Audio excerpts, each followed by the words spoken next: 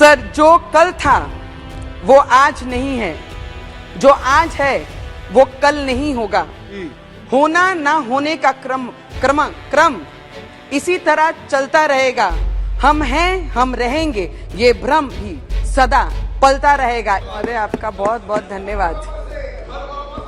आज discussion on parliament journey of 75 years, 75 साल का अनुभव तो नहीं बता सकते या उसके विषय पे नहीं बता सकते, पर इतना अनुभव जरूर बताएंगे। पर अनुभव बताने से पहले सर, हमारे देश के जो असली हीरो, महापुरुष और क्रांतिकारियों ने जो ये देश के लिए योगदान दिया, जिन्होंने अपना खून का एक कतरा कतरा इस देश के लिए दिया, उनका उल्लेख होना इस पार्लियामेंट में बहुत जरूरी है। और ये पार्लियामेंट में, ये जूनी बिल्डिंग में, इनके साथ इस देशवासियों की बहुत सारी यादें, और हम जैसे न्यू कमर जो पहली बार इस पार्लियामेंट में आए, उनकी भी बहुत सारी यादें जुड़ी हैं।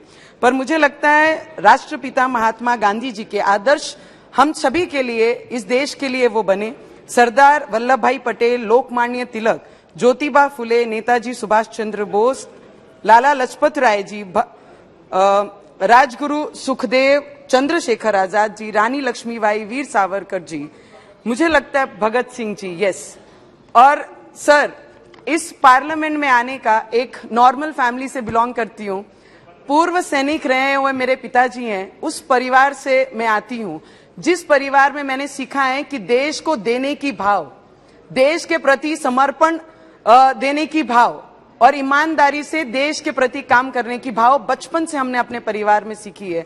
और उस परिवार से मैं आती हूँ। सपने में भी सोचा नहीं कभी जाया जा सकता कि एक साधारण परिवार से बिलोंग करने वाली महिला ये पार्लियामेंट तक आ सकती है और आम लोगों की, आम जनता की, किसानों की, मजदूरों की, युवाओं की, जिनको हाथ से मजदूरी नहीं, उन लोगों की आवाज बनकर इस पार्लियामेंट में आने का मुझे मौका अगर कोई दिया है, तो आज मेरी अमरावती की सभी जनताओं का ये आशीर्वाद मुझ पे था कि ऐसी लहर में, ऐसी हवा में उन्होंने मुझे निर्दलीय चुनकर आशीर्वाद देकर उनकी आवाज बनाने का एक मौका उन्होंने दिया। तो इसलिए इस जूनी पार्लियामेंट में, जिस पार्लियामेंट में पिछले कितने सालों से बोलते हैं डेमोक्रेसी की आवाज बनती हुई इस पार्लियामेंट में सबने सुनी है, तो इसके द्वारा मेरे अमरावती, आज मेरी पहचान है तो अमरावती की सांसद करके मेरी पहचान है, तो उस अमरावती करों को, उस गरीब लोगों को, वो मेरे किसान भाइयों को, मजदूरों को, महिलाओं को, युवाओं को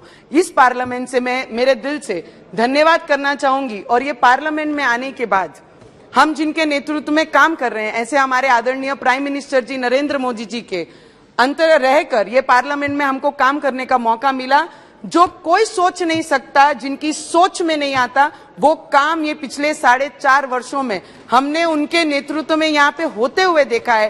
370 हो या महिलाओं को घर देने के विषय में हो, हर चीज में, हर स्टेप उनसे सीखते हुए ये पार्लियामेंट ने आगे कदम बढ़ाया है। सर, G20 का भी मौका इस देश को पहली बार, G20 तो होती होगी बहुत सारी चीजों में, मोदी जी ने सिखाया कि स्मार्ट इंडिया कैसे बनना है। स्मार्ट इंडिया के उदाहरण बहुत सारे मोदी जी के द्वारा हम लोग देशवासियों ने, हम जैसे युवकों ने सीखा है। पर G20 जिस तरीके से हमारे देश को पहली बार मौका मिला, उसका अगर क्रेडिट किसको जाता है या किसका योगदान सबसे जाता है, तो वो पावरफुल हमारे प्राइम मिनिस्टर नरेंद्र मोदी जी को जाता है। अगर वो है, वो इस तरीके से काम कर रहे हैं, करके विश्व में हमारी पहचान, बाहर सर देश में जाते हैं, अब्रॉड में जाते हैं, तो जब बात करते हैं आम लोगों से, वहां के NRI से, तो बोलते हैं, जब हम उनसे बात करते हैं, do you know anybody politician who belongs to India?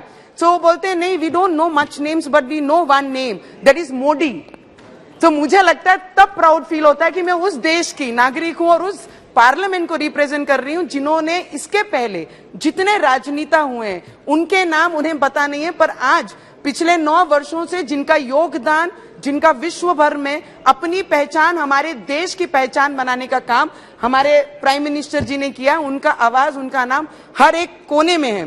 तो मुझे लगता है उनका दिल से धन्यवाद करूंगी। और इस पार्लियामेंट में जितने भी सीनियर हमारे पार्लियामेंटेरियन हैं, मंत्री रहे हुए सभी मेंबर्स हैं, सबका आशीर्वाद हम जैसे नए न्यू कमर, न्यू पार्लियामेंटेरियन को मिलता रहा है। ये पिछले 4.5 वर्षों में हमने उनसे बहुत सारी चीजें सीखी हैं।